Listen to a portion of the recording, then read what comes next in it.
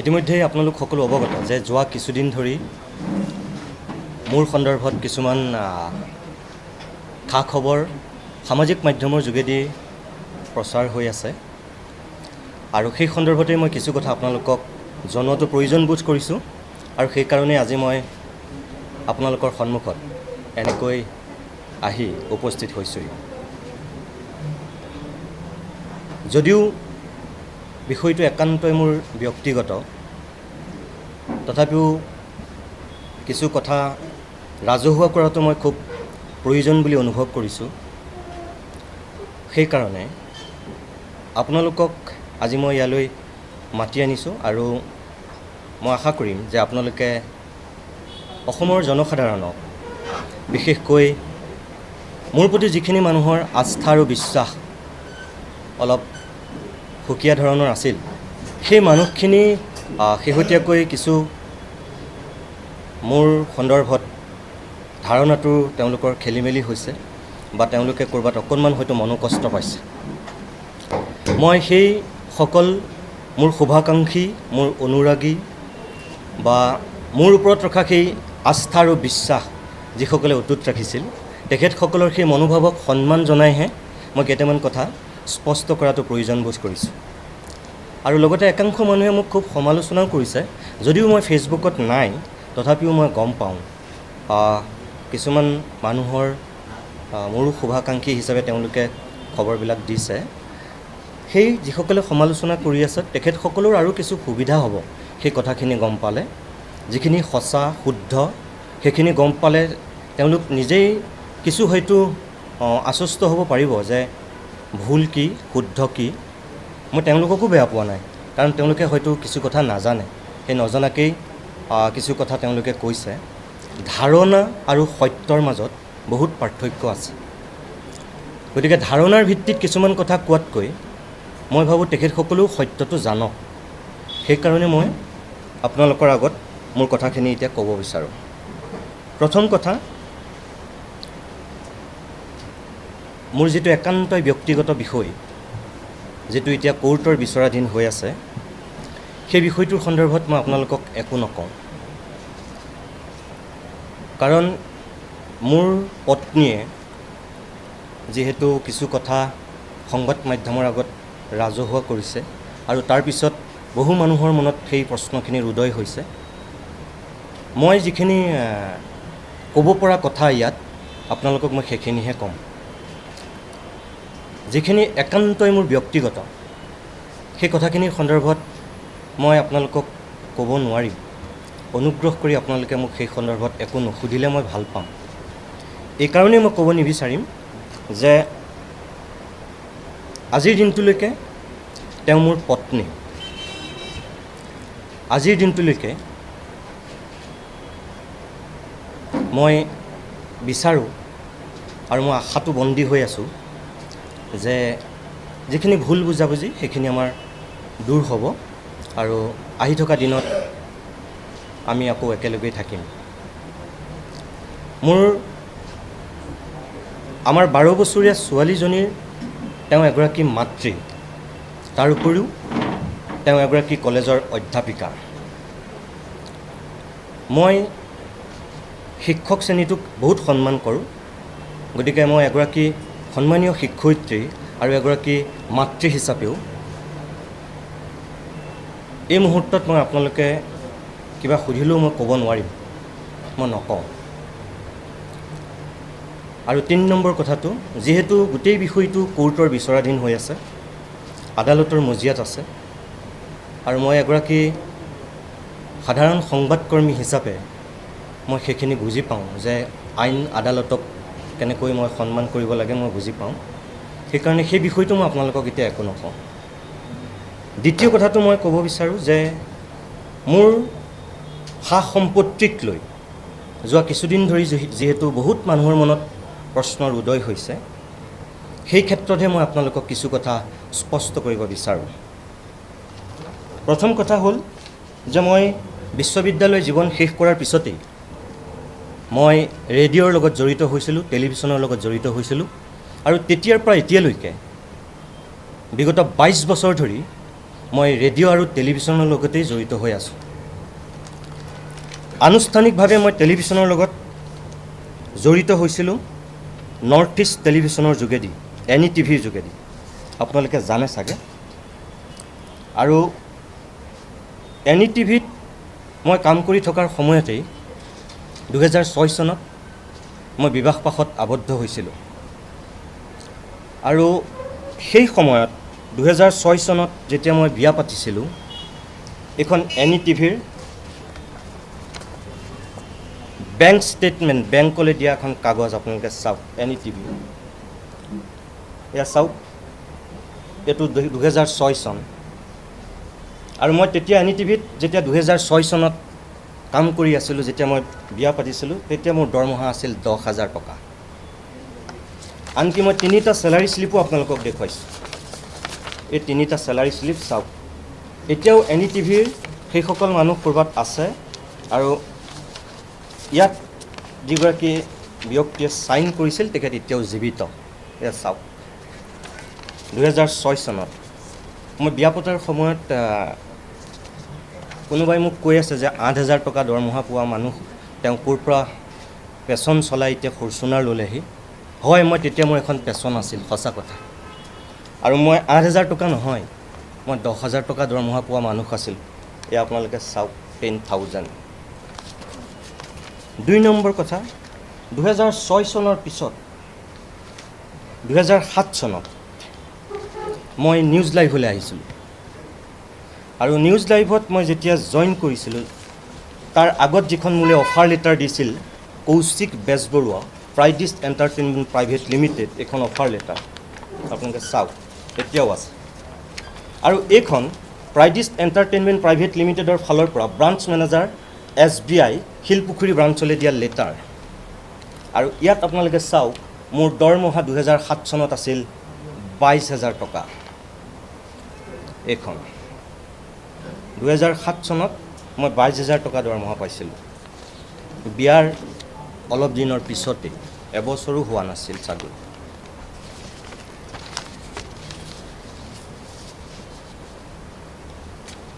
গতিকে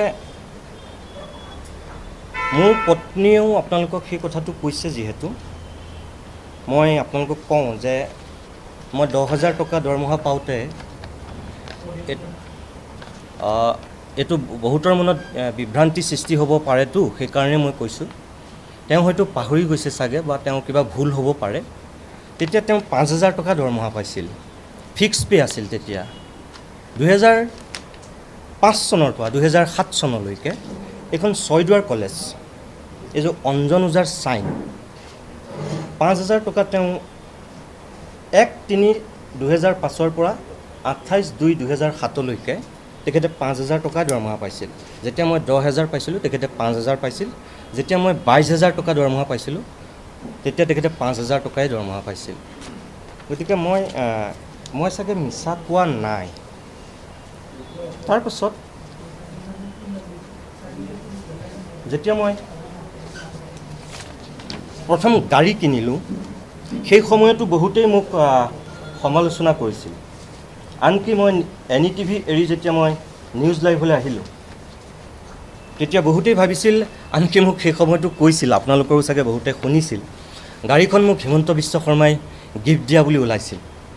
বহুত চৰ্চা হৈছিল। আনকি মোক বহুতে সুধিছিলোঁ যে মই এখন ভাৰ্না গাড়ী লৈছিলোঁ তেতিয়া, টপ মডেলৰ ভাৰ্না আছিল, ৰঙা কালাৰৰ, সকলোৱে চকুত পৰিছিল। আৰু সেইকাৰণে NETV এৰি যিহেতু মই নিউজ লাইভলৈ আহিছোঁ, বহুতেই ভাবিছিল যে হিমন্ত বিশ্ব শৰ্মাৰ চেনেললৈ আহিছোঁ, গতিকে মোক সেইখন হিমন্ত বিশ্ব শৰ্মাই গিফ্ট দিছে।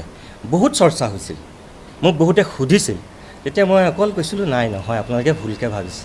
মই এতিয়া আপোনালোকক কওঁ, 2007 চনৰ এইখন 29 ছেপ্টেম্বৰ 2007 চনৰ, এয়া চাওক, state bank of India, SBI, আৰু এইখন চেংচন লেটাৰ মোৰ নামত, এইখন চাওক।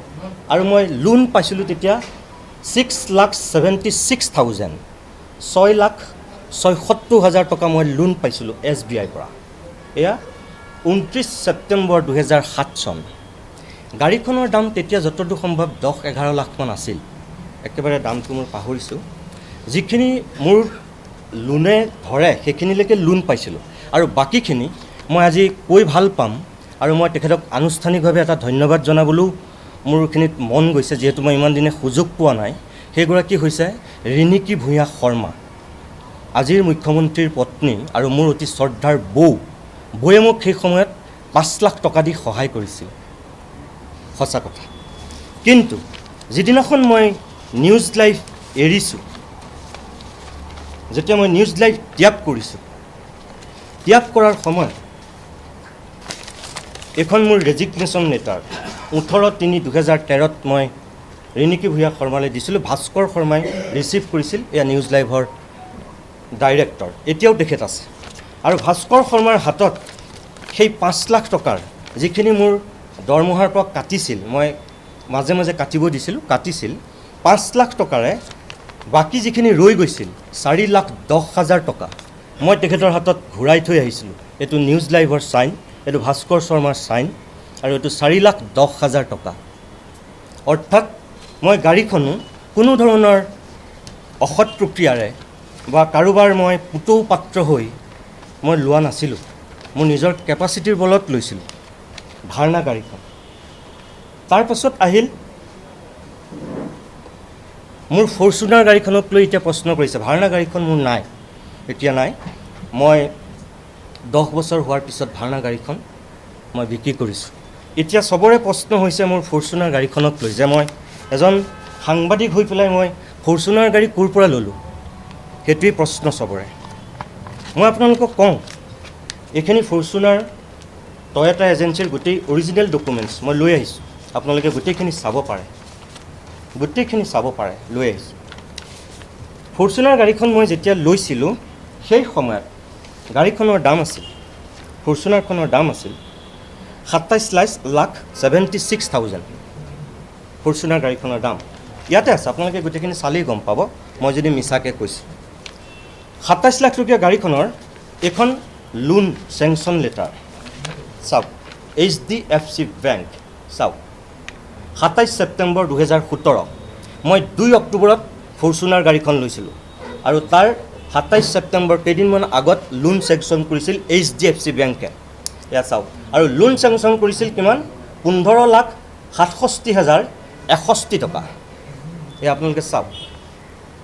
তাৰপাছত যিখিনি বাকী থকা পইচা 27 লাখ টকীয়া গাড়ীখনৰ, মোৰ প্ৰায় 16 লাখ টকা যিহেতু মই লোন পাইছিলোঁ, মোৰ দৰমহাই যিমানলৈকে পাৰে মই সিমানলৈকে লোন লৈছিলোঁ।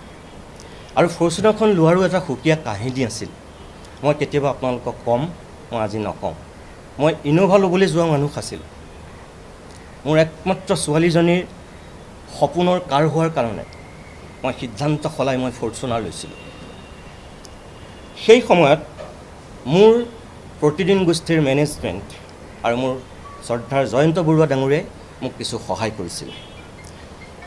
তেখেতে কিছু সহায় কৰিছিল আৰু বাকীখিনি পইচা মোৰ আছিল। এই দুয়োজন ব্যক্তিৰ মিলি মই ফৰ্চুনাৰ গাড়ীখন লৈছিলোঁ। গতিকে 5 বছৰলৈ মই লোন লৈছিলোঁ। এয়া আপোনালোকে চাব পাৰে, HDFC বেংকৰ এখন কাগজ পত্ৰ, এইখিনি অৰিজিনেল ডকুমেণ্টছ মই লৈ আহিছোঁ। গতিকে ফৰ্চুনাৰ গাড়ীখন যদি মোক কোনোবাই গিফ্ট দিছে বুলি ভাবিছে, বা মই কাৰোবাৰ পৰা কিবা ব্লেকমেইলিং কৰি লৈছোঁ বুলি ভাবিছে, বা অসৎ ওপৰে লৈছোঁ বুলি যদি ভাবিছে, তেনেহ'লে আপোনালোকৰ প্ৰতি মোৰ অনুৰোধ যে কথাখিনি জানি পেলাই আপোনালোকে কওক, তেতিয়া মোৰ ভাল লাগিব। এয়া ফৰ্চুনাৰ গাড়ীৰ অধ্যায়, ভাৰ্না গাড়ীৰ অধ্যায়। এতিয়া আহিছোঁ ফ্লেটলৈ। বহুতেই মোক কৈছে যে মই 3-4টা ফ্লেট লৈ আছোঁ। এজন সাংবাদিক হিচাপে মই ক'ৰ পৰা পালোঁ এইখিনি? মই আপোনালোকক এতিয়া বিনয়েৰে কওঁ, মোৰ কোনো 3-4টা ফ্লেট নাই। মই 2021 চনলৈকে, মই 2007 চনৰ পৰা 2021 চনলৈকে মই শেৱালি পথৰ মেঘমালা এপাৰ্টমেণ্টত মই ভাড়া আছিলোঁ। আপোনালোকে কোনোবাই মেঘমালাৰ ছ'চাইটিক সুধিলে আপোনালোকে কৈ দিব। 2007 চনৰ পৰা 2021 চনলৈকে, 21 চনৰ ডিচেম্বৰলৈকে মই মেঘমালাৰ এপাৰ্টমেণ্টত মই ভাড়া আছিলোঁ। মই এতিয়া হাউচিঙৰ ঘৰ এটাত আছোঁ, সঁচা কথা। 7 মাহ হৈছে অকল হাউচিঙৰ ঘৰটোত থকা। কিন্তু আপোনালোকে এইটো চাগে বহুতেই জানে আৰু অসমৰ বহু মানুহে হয়তো নাজানে, যিসকলে নাজানি সমালোচনাও কৰিছে। মই তেওঁলোকক বেয়া পোৱা নাই সমালোচনা কৰাৰ কাৰণে। তেওঁলোকে ভাবিছে মই ফ্ৰীত আছোঁ। হাউচিঙৰ ঘৰটো কেতিয়াও ফ্ৰী নহয়। হাউচিঙৰ ঘৰটোত মই ভাড়া দিওঁ, ইলেক্ট্ৰিচিটিৰ বিল মই দিওঁ। হাউচিঙৰ তাত পানী নাই, মই পানী কিনো। প্ৰত্যেক দিনাই পানী কিনা পানী তাত। গতিকে কোনোবাই যদি ভাবিছে যে হাউচিঙৰ ঘৰটোত মই ফ্ৰীতে আছোঁ, সেইটোও ভুল। মই ভাড়া দিহে আছোঁ ঘৰটোত। 2 নম্বৰ কথা, মোৰ তাৰ বাহিৰেও আৰু 3টামান ফ্লেট আছে বুলি কৈছে বা মানুহে ভাবিছে, যিটো ভুল।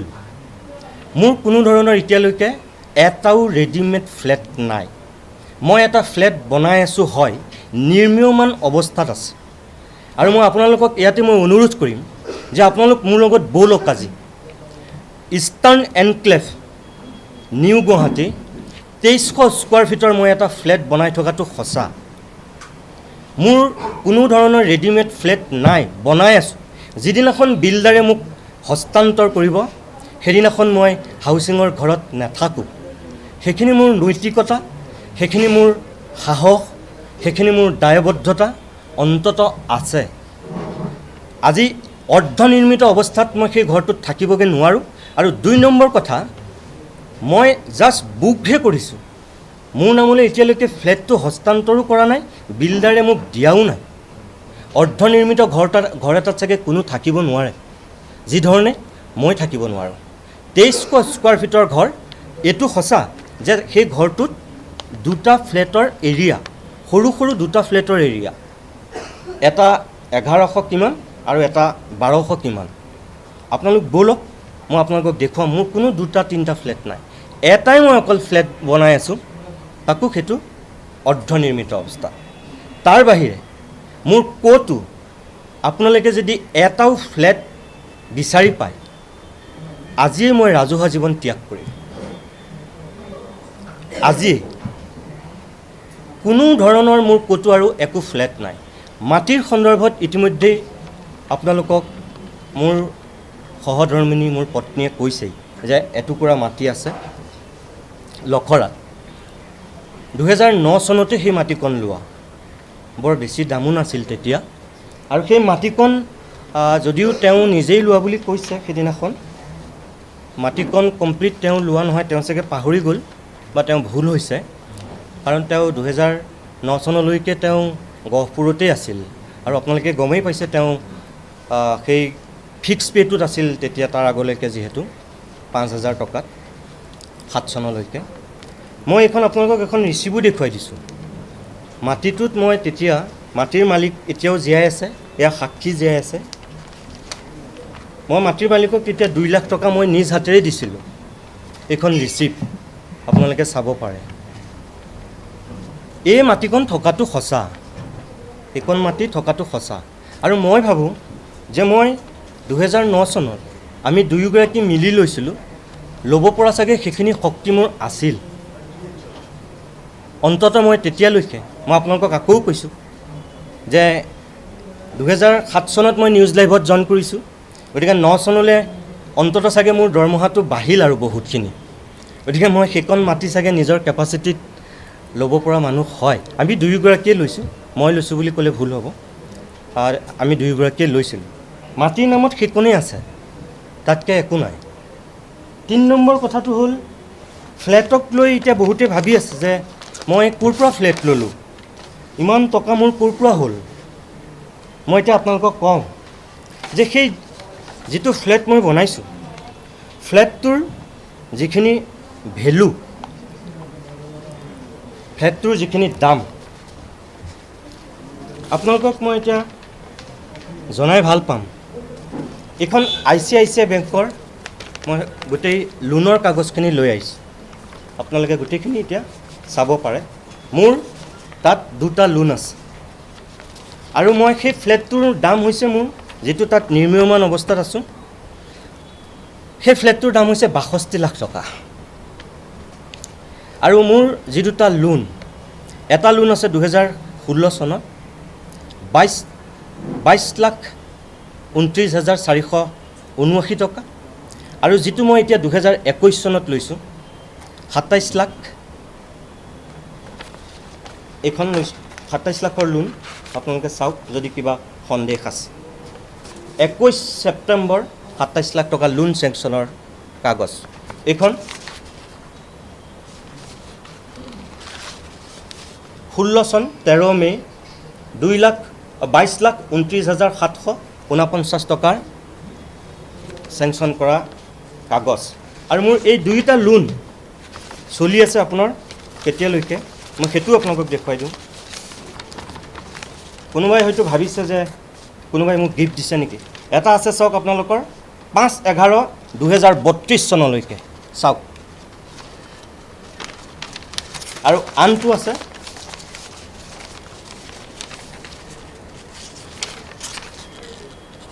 10/6/2038 চনলৈকে এই দুইটা লোন ICICI বেংকৰ পৰা মই লৈছোঁ আপোনালোকে খবৰ কৰক চাওক চানমাৰী ICICI বেংকৰ লগত আপোনালোকে কথা পাতক যদি মোৰ নামত নাই তেতিয়া আপোনালোকে মোক কোনোবাই মোক শাস্তি দিয়ক মোৰ ক'বলগীয়া একো নাই মই আকৌ আপোনালোকক কৈছোঁ যে মই এটাই ফ্লেট নিৰ্মাণ কৰি আছোঁ আধৰুৱা অৱস্থাত আছে যিটোত মই এতিয়া থাকিব পৰা পৰিৱেশ হোৱা নাই বিল্ডাৰে মোক এতিয়ালৈকে সমজোৱা নাই দুটা লোন লৈ মই এই ফ্লেট দুটা লৈছোঁ আনকি মই আৰু এটা কথা কৈ আপোনালোকক ভাল পাম ফৰচুনাৰ গাড়ী ল'বৰ সময়তো যেনেকৈ মোক জয়ন্ত বৰুৱা ডাঙৰীয়াই মোক সহায় কৰিছিল এই ফ্লেট ল'বৰ সময়তো তেখেতে মোক কিছু পইচা দি সহায় কৰিছে কিন্তু মোৰ যিমানলৈকে পাৰোঁ সিমানলৈকেহে মই লোন লৈছিলোঁ তাতকৈ মই ল'ব পৰা নাছিলোঁ আৰু তাৰপিছত যেতিয়া তেখেতক কৈছিলোঁ মোৰ অসুবিধাটোৰ কথা তেখেতে মোক সহায় কৰিছিল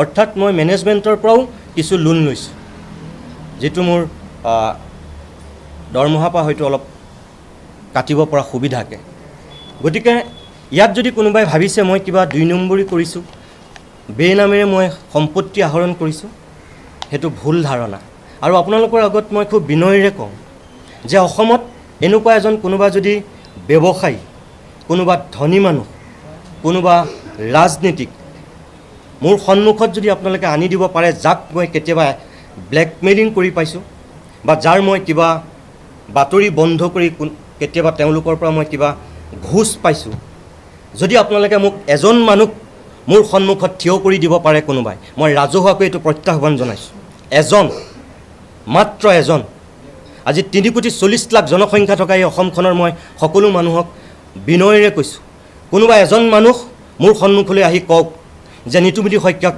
এনেকৈ মই কেতিয়াবা ঘুষ দি পাইছোঁ 1 টকা এটা 100 টকা এটা এজন মানুহ মোক কোনোবাই উলিয়াই দিয়ক মই ৰাজহুৱাকৈ প্ৰত্যাহ্বান জনাইছোঁ মাত্ৰ এজন গতিকে মই আপোনালোকক এইটোৱে ক'ব পাৰোঁ যে কথাখিনি জানি যদি মোক কোনোবাই সমালোচনা কৰে মোৰ বেয়া নালাগে কিন্তু নজনাকৈ এজন মানুহক এনেকৈ আচলতে ৰাজহুৱাকৈ অন্যায় কৰিব নাপায় মই খুব কষ্ট কৰি ডাঙৰ হৈছোঁ মই নিজৰ সততা মই নিজৰ নৈতিকতা মই নিজৰ আদৰ্শ কি মই বুজি পাওঁ মোৰ ওপৰত যিসকল মানুহে আস্থা আৰু বিশ্বাস ৰাখিছে সেই মানুহখিনিক মই বিশ্বাসঘাতকতা কৰিব নোৱাৰোঁ গতিকে মই কৰজোৰে আপোনালোকক অনুৰোধ কৰিছোঁ আপোনালোকে এই সঁচা খবৰখিনি যাতে বিয়পাই দিয়ে তাৰ বাহিৰে কাৰোবাৰ যদি মোৰ মনত এই সা সম্পত্তিক লৈ আৰু প্ৰশ্ন আছে কিবা আপোনালোকে মোক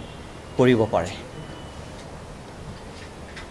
মনতো যদি সন্দেহ আছে মোক সুধিব পাৰে আৰু আপোনালোক যদি এই মুহূৰ্তত মোৰ লগত যাব বিচাৰে মই আপোনালোকক লৈ যাব বিচাৰোঁ বলক আপোনালোক চাওকগৈ আপোনালোকে মই যিটো ফ্লেট বনাই আছোঁ কি পৰ্যায়ত আছে আপোনালোক বলক চাবগৈ যদি আপোনালোকে কয় এই ফ্লেটটোত আপুনি থাকক হাউচিঙৰ ঘৰটো এৰি দিয়ক মই আজিয়ে এৰি দিম যদি সেইটোত থাকিব পৰা পৰিৱেশ আছে বুলি আপোনালোকে ভাবে গতিকে যিটো ঘৰ মোক বিল্ডাৰে হস্তান্তৰ কৰা নাই সেই ঘৰটোত মই কেনেকৈ থাকিম যিটো অৰ্ধনিৰ্মিত গতিকে তাৰ বাহিৰে মোৰ ক'তো আপোনালোকে একো এটা ফ্লেট এটুকুৰা মাটি কিবা বেনামত সম্পত্তি যদি ক'ৰবাত আপোনালোকে মোক বিচাৰি দিব পাৰে তেতিয়াহ'লে মই সেই ৰাজহুৱা প্ৰত্যাহ্বান গ্ৰহণ কৰিবলৈ সাজু আছোঁ মই সাংবাদিকতা ত্যাগ কৰিম মই পথাৰত হাল বামগৈ লাগিলে, মোৰ সেইখিনি সৎ সাহস আছে। আপোনালোকে যদি মোক কিবা সুধিব বিচাৰিছে অনুগ্ৰহ কৰি মোক সুধিব পাৰে এতিয়া, আৰু যদি যাবও বিচাৰে তেতিয়াহ'লে মই আপোনালোকক লৈ যাব পাৰোঁ। চৰকাৰক আপুনি সমালোচনা কৰে আৰু আপোনাৰ সমালোচনা কৰা প্ৰায় সংখ্যকে দেখা গৈছে বিজেপি আই টি চেলৰ হওক বা বিজেপিৰ সদস্য মুকলিকৈ আপোনাক সমালোচনা কৰিছে ছ'চিয়েল মিডিয়াত। এই বিষয়টো আচলতে এটা জনমানসত তেওঁ প্ৰতিবদ্ধ কৰাৰ গুৰুত্ব উদাহৰণে। আপোনাক ধন্যবাদ জনাইছোঁ। মই বিজেপিৰ আই টি চেলে মোক সমালোচনা কৰা বুলি আপুনি কৈছে, মই নাজানো, কাৰণ মই ফেচবুকত নাই, মই গম নাপাওঁ। মোক কোনোবাই দেখুৱালেহে মই গম পাওঁ। যদি তেনেকুৱা কৰিছে তেওঁলোকে ভুল ভাবিছে। আৰু এটা মই আপুনি সোধাৰ কাৰণে কওঁ যে মানুহে মোক কিছুমান কথাত ভুল বুজে। যেতিয়া মই কংগ্ৰেছৰ ভ্ৰষ্টাচাৰ আৰু দুৰ্নীতি উদঙাই দিছিলোঁ 2016 চনৰ আগত, তেতিয়া মোক বহুতেই ভাবিছিল যে মই বিজেপি কৰিছোঁ বা মই বিজেপিৰ দালালি কৰিছোঁ। সেই সময়ত কংগ্ৰেছ আৰু কংগ্ৰেছৰ সহযোগীবিলাকৰ কাৰণে মই আটাইতকৈ শত্ৰু আছিলোঁ। বিজেপিৰ মই চামচা কৰা মানুহ আছিলোঁ। হয়, মই সেই সময়ত কংগ্ৰেছৰ সকলোবিলাক দুৰ্নীতি, ভ্ৰষ্টাচাৰ, গড় হত্যাৰ পৰা ধৰি মই সকলো দেখুৱাইছিলোঁ। মই বিজেপি কৰা নাছিলোঁ। মই মানুহৰ যিটো সেই সময়ৰ চেণ্টিমেণ্ট, আৱেগ, মানুহে কি বিচাৰিছে মই সেইটো কৈছিলোঁ।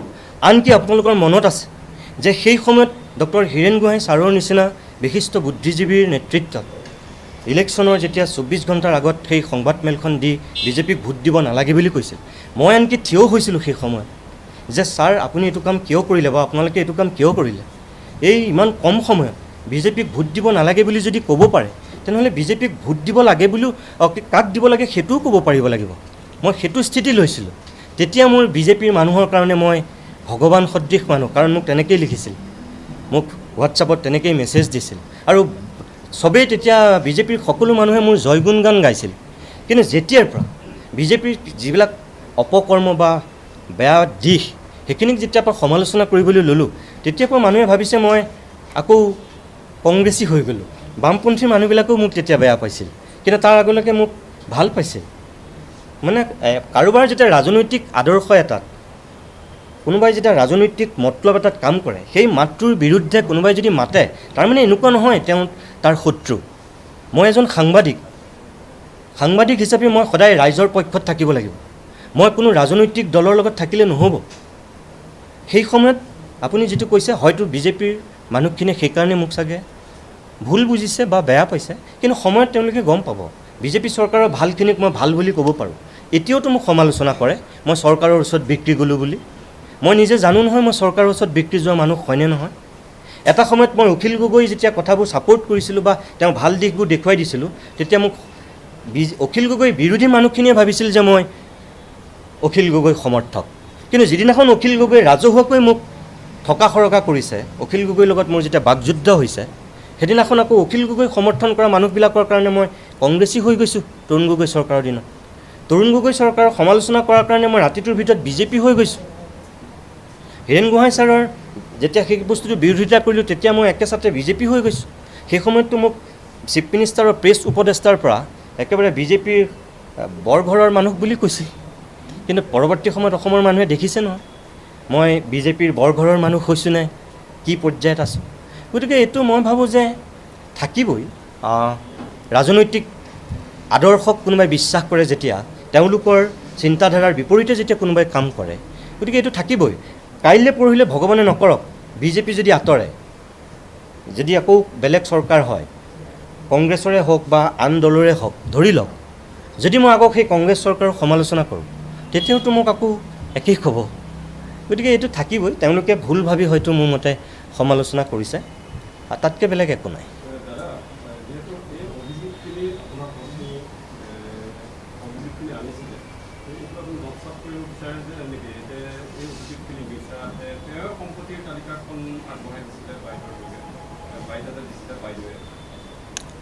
মই আপোনালোকক ক'লোৱেই সঁচা মিছা কি আপোনালোকে নিজে নিৰূপণ কৰক। মই মুখেৰে কোৱা নাই, মই আপোনালোকক তথ্যৰে দেখুৱাইছোঁ। যদি ইয়াৰ পিছতো আপোনালোকৰ কিবা সন্দেহ আছে, মোৰ ক'বলগীয়া একো নাই। মই তেওঁৰ কথাখিনি সঁচা নে মিছা মই যুক্তি তৰ্কলৈ নাযাওঁ। আজিৰ দিনত আপুনি তেওঁৰ কথা কৈ মোক একো নুসুধিব, কাৰণ আজিৰ দিনটোলৈকে তেওঁ মোৰ পত্নী। আজিৰ দিনটোলৈকে আমাৰ 12 বছৰীয়া ছোৱালীজনীৰ তেওঁ মাতৃ। মই কোৰ্টৰ বিচাৰাধীন বিষয় এটাৰ ক্ষেত্ৰত তেওঁৰ বিৰুদ্ধে যদি আপুনি মোৰ পৰা মুখৰ পৰা কিবা উলিয়াব বিচাৰিছে, মই ইমান অসংস্কৃতিবান মানুহ নহয়। আজিৰ দিনলৈকে মোৰ পত্নীগৰাকীৰ বিৰুদ্ধে মই কিবা ক'ম, সেইটো মোৰ বিবেকে নকয়, সেইটো মই নকওঁ দিয়ক, সেইটো চৰি।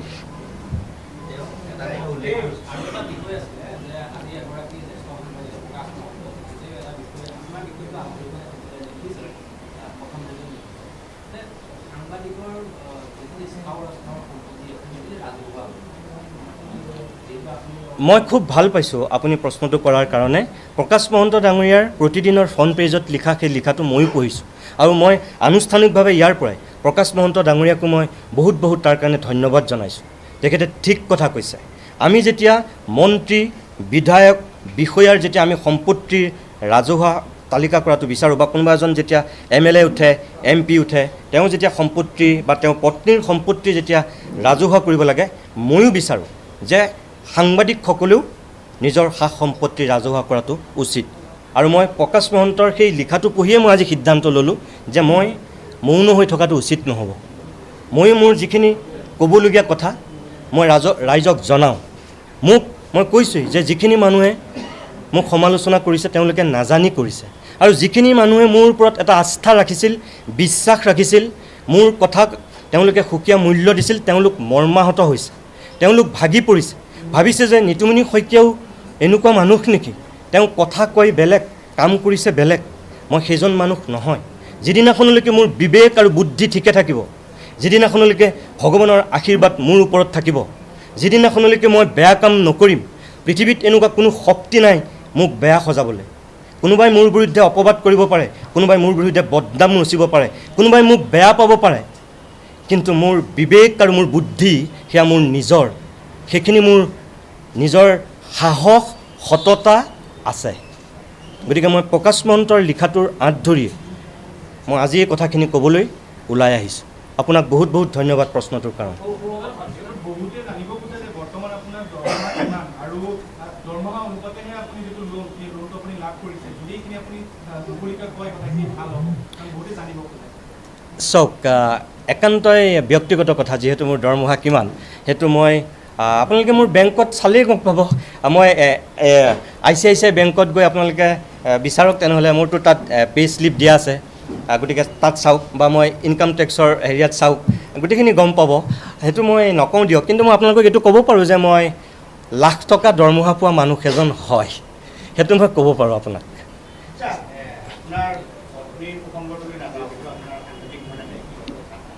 পৰৱৰ্তী সময়ত আপোনাক যিদৰে সামাজিকভাৱে যিদৰে আপোনাক হেৰি কৰা হৈছে, গোটেই ঘটনাবোৰ আৰু ক'ৰবাত কিবা ষড়যন্ত্ৰ থাকিব পাৰে কাৰোবাৰ?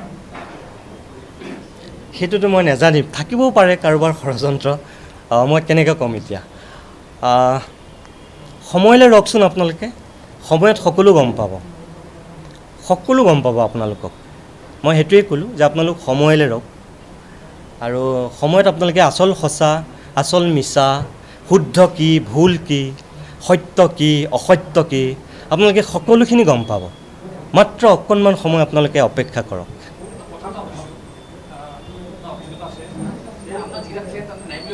হয়,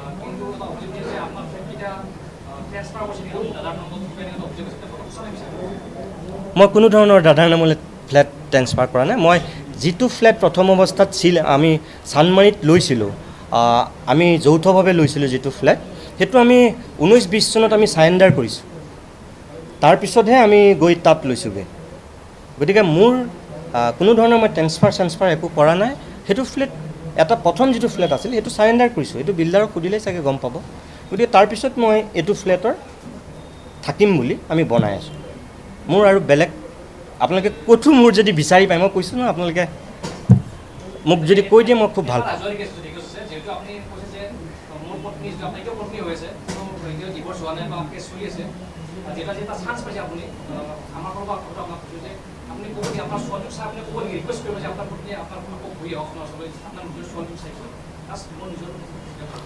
মই আপোনাক মই এটা কথা ক'ব পাৰোঁ যে মোৰ ছোৱালীজনীৰ প্ৰসংগ আপোনালোকে ইয়ালৈ নানিব।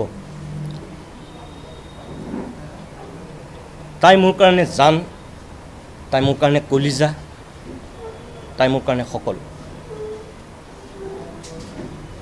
আপোনালোকে ইতিমধ্যে তেওঁ বক্তব্যত শুনিছে, আপুনি মোক অনুৰোধ কৰিবলৈ কৈছে, কিন্তু তেওঁ বক্তব্যতে আপোনালোকে শুনিছে যে মই ডিভোৰ্চ দিব বিচৰা নাই, তেওঁ নিজেই কৈছে। আৰু তাৰপিছতো মই এতিয়াও যিহেতু মোৰ আদালতৰ ওপৰত বিচাৰাধীন হৈ আছে, মোৰ এতিয়াও বিশ্বাস আছে, মই আজিও কওঁ যে এতিয়াও মই আশাবাদী তেওঁ ভুলখিনি বুজি পাব বা তেওঁ আহিব, আৰু এতিয়াও মই একেলগে থাকিবলৈ সাজু হৈ থকা মানুহ। আৰু যিটো মন্তব্যত তেওঁ উল্লেখ কৰিছিল যে আপোনাৰ যিটো ফ্লেট নিৰ্মাণ কৰা আছে তেওঁৰ মাটিত আছে আৰু আপোনাৰ লগত একেলগে যুটীয়াভাৱে আছে, গতিকে তেওঁলোক ফ্লেটটো হস্তান্তৰ কৰাটো তেওঁ মাটিখিনি হস্তান্তৰ কৰাটো বিচাৰিছিল মন্তব্যত। নহয়, আপুনি কথাটো অকণমান ভুলকৈ কৈছে। তেওঁ মাটিত কোনো ফ্লেট বনোৱা নাই, সেইটো বিল্ডাৰৰ বনাই আছে, তাত 32টা ফ্লেট আছে, গতিকে সেইটো বিল্ডাৰৰ মাটি, বিল্ডাৰে বনাই আছে। তেওঁৰ মাটিত কোনো ফ্লেট বনোৱা নাই। তেওঁ আৰু মই, আমি দুয়ো একেলগে অকণমান মাটি লৈছিলোঁ। সেই মাটিকণ তেওঁ লাগে বুলি কৈছে। যদি মই কোৰ্টতো কৈছোঁ যে মই সেই মাটিকণো মই দিম বুলি কৈছোঁ, তেওঁক যদি সেই মাটিখিনি ইমান প্ৰয়োজন মই কৈছোঁৱেই যে ঠিক আছে মই সেই মাটিখিনিও দি দিম, কিন্তু তেওঁ কৈছিল যে তেওঁ সেইখিনি অকলে লৈছোঁ বুলি কৈছে। কিন্তু মই আপোনালোকক কাগজে পত্ৰই দেখুৱাই দিছোঁ যে তেওঁ সেইটো অকলে লোৱা নাই। পিছত মই বাউণ্ডেৰী ময়ে মাৰিছোঁ, তালৈ ৰাস্তা বনোৱা, মাটি পেলোৱাৰ পৰা ধৰি গোটেইবোৰ ময়ে কৰিছোঁ, কিন্তু তথাপিও মই তেওঁক যদি সেই মাটিকণ লাগে মই দি দিম বুলিয়ে কৈছোঁ, তেনেকুৱা কথা নাই। আৰু কিবা আপোনালোকে ক'ব? মই শেষত মই আৰু এটা কথা আপোনালোকক কওঁ।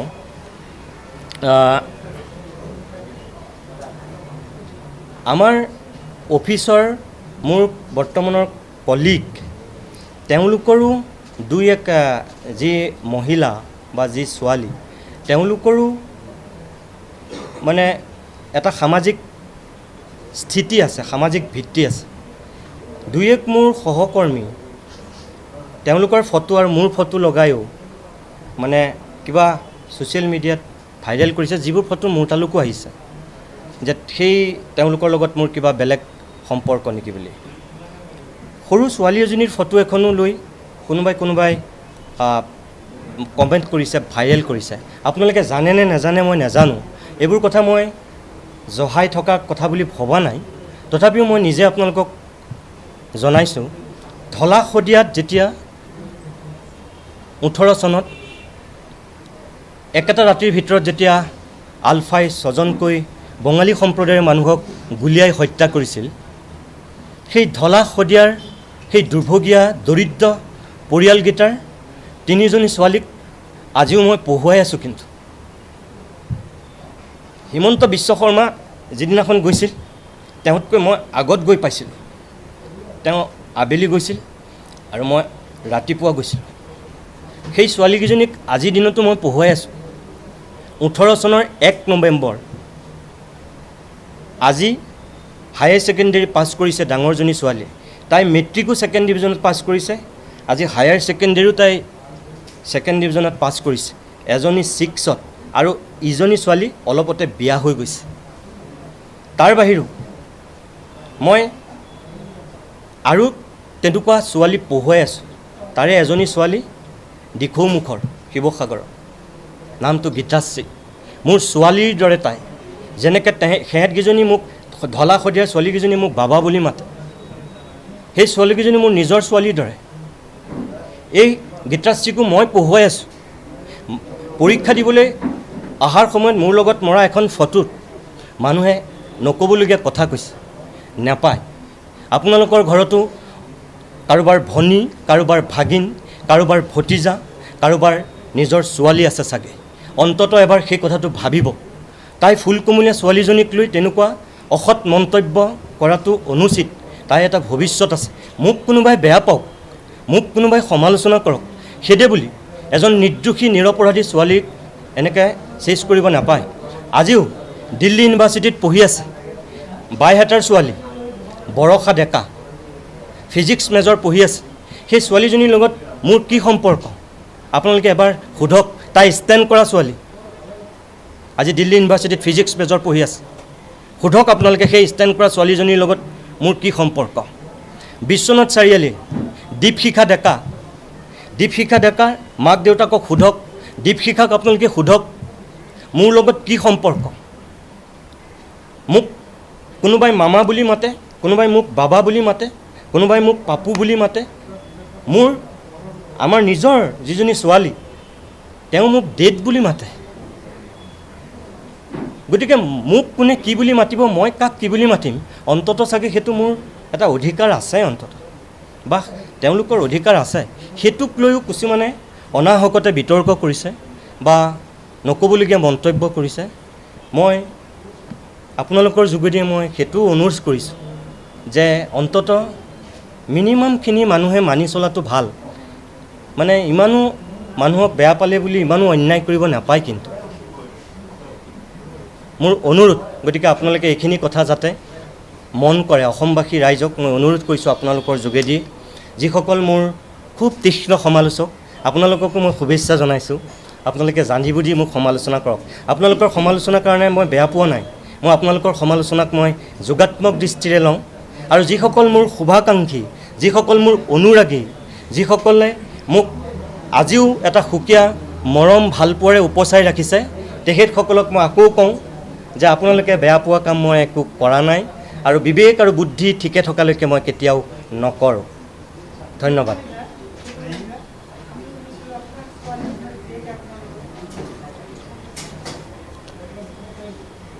সেইটো কথা মই আপোনাক আজি নকওঁ দিয়ক। সেইটো তাই 12 বছৰীয়া ছোৱালী এজনী। আৰু যিটো কথা আপোনালোকে শুনিছে যে মই একো খবৰ লোৱা নাই, নহয়, মই ফোন কৰিছোঁ কেইবাবাৰো। আনকি মই মাকৰ ফোনতেই ফোন কৰিছোঁ। প্ৰথম ফোনটো মাকেই তাইক দি দিছিলে আৰু তাৰপিছতো মই ফোন কৰিছোঁ। মই কথা পাতিছোঁ তাইৰ লগত। যিটো খবৰ নাই লোৱা বুলি আপুনি ভাবিছে, সেইটো ভুলকৈ ভাবিছে। আৰু 2 নম্বৰ কথা, মই এখন চিঠি 25/5/2022 চন 4 পৃষ্ঠাৰ এখন চিঠি, মই তাইলৈ এই চিঠিখনো দিছোঁ।